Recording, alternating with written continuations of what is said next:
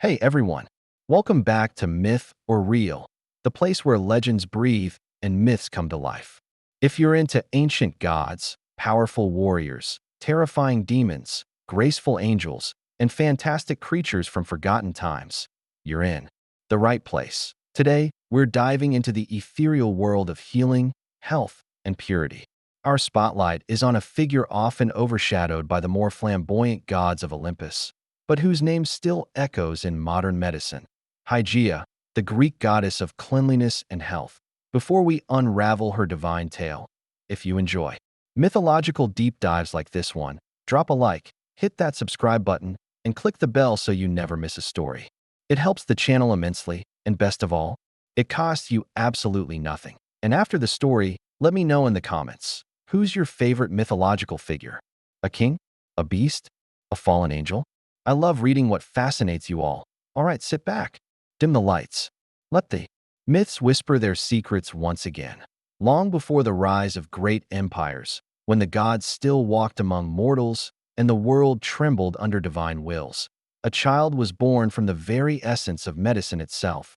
Hygieia, daughter of the medicine god Asclepius, and often said to be nurtured by the goddess Epione, came into existence not with a roar, but a breath, a soft exhale of calm in a world defined by chaos. While her siblings embodied various aspects of health and recovery.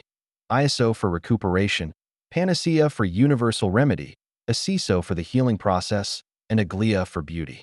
Hygieia was the one who whispered prevention over cure.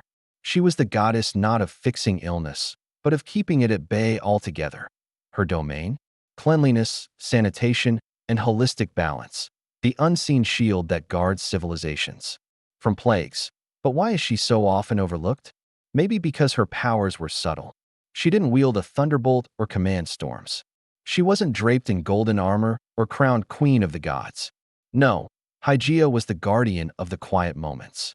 The boiled water, the washed hands, the clean wound, the breath drawn in peace. Asclepius, her father, trained her not in warcraft, but in wisdom. Together, they visited temples, healing the sick, whispering secrets of health to those willing to listen. Over time, their presence became divine ritual.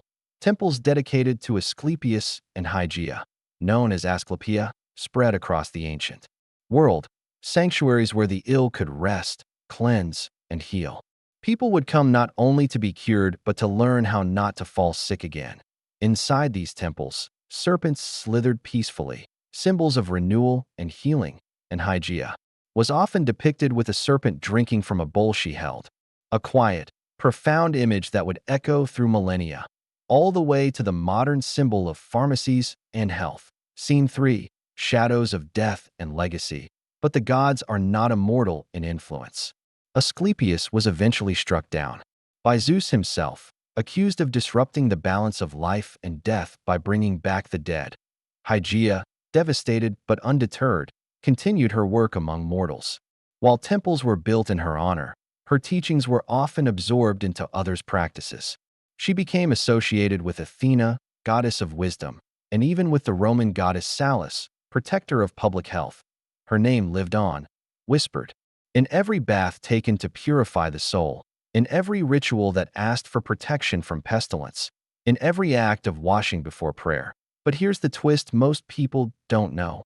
While Hygieia is commonly portrayed as gentle and serene, some unearthed texts and recent archaeological theories suggest a duality to her. In some mystery cults of the Hellenistic era, Hygieia wasn't just a protector of health, she was also feared. Why? Because what keeps life going can also stop it. In some remote shrines, her serpent was not depicted drinking, but constricting. Some inscriptions described her as the devourer of corruption, which some scholars believe symbolized not just disease, but impure souls. In these darker interpretations, Hygieia wasn't just about physical health, but about spiritual cleanliness, even if it meant erasing what was unclean. These versions of her were hidden away, likely because they conflicted with the image of a benevolent healing deity. But it begs the question, was Hygieia simply a goddess of hygiene, or a divine enforcer of purity at any cost? Today, the name Hygieia lingers everywhere, from hygiene itself to medical symbols and oaths. The bowl of Hygieia remains one of the most recognized symbols of pharmacy. Statues of her still stand in places like Athens, Rome, and even modern hospitals. And perhaps most fascinating, during modern plagues, including the recent pandemic, global interest in her spiked. Some people even lit candles in her honor, unknowingly reviving rituals lost to time. It's as if, across centuries, the goddess of prevention whispered once again into our ears: cleanse, protect, preserve. Oh, now you know the story of Hygieia, goddess of health, guardian of purity, and the silent protector humanity forgot, but never truly lost. If this story fascinated you, smash that like button, subscribe to Myth or Real, and join our growing community of myth lovers. It helps more than you know, and again, it's totally free, and I want to hear from you. Drop a comment below. Who's your favorite type of mythological character? Do you root for kings? Warriors? Maybe a demon or two?